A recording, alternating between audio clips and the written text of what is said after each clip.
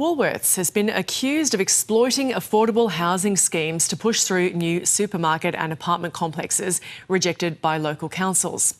The retail giant is planning at least 10 new apartment buildings around the country as part of its push into the residential housing market. Well, Pat McGrath from ABC Investigations joins me now. Now, Pat, tell us, what has Woolworths been accused of here? So this is a little known part of Woolworths' business where basically they're pushing into the residential apartment sector, and where they're building new supermarkets around the country. They're also building apartment buildings on top of them. Now, there's been some cases where local councils have blocked these plans, and then Woolworths has had to go to, in Victoria, the local planning tribunal to try to argue its case. Now, in cases where it's lost, we've found examples where Woolworths has applied to fast-track schemes that are designed to accelerate development of affordable housing.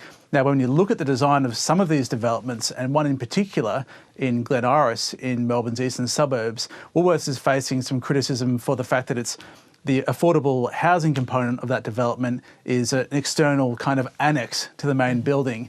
In another development, Woolworths is facing questions about whether it actually will follow through with its promise to include affordable housing in a development in Elstonwick in Melbourne, because the state government has given it the option of paying money into a levy instead of actually supplying that affordable housing as part of that development.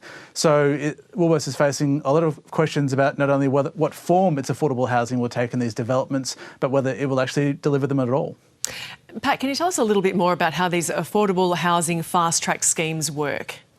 Yeah, so since the 2022 National Housing Accords, in which the state and federal governments agreed to roll out 40,000 social and affordable housing units around the country by 2029, New South Wales and Victoria have brought in these fast-track schemes that basically say to developers, you can get around the local planning systems, the council planning systems, and apply directly to the state government if you can show that you are including an affordable housing component, usually around 10 to 15% of the housing in a new development. Now, the concern is that there's going to be more examples like this, where developers will kind of be sort of tacking on affordable housing developments to their bigger buildings and creating what's known internationally as a pour door, where the people who are in the affordable housing have a separate entrance or have a separate building, which, according to the housing and planning experts we're talking to, creates all sorts of social problems when these buildings are finally completed.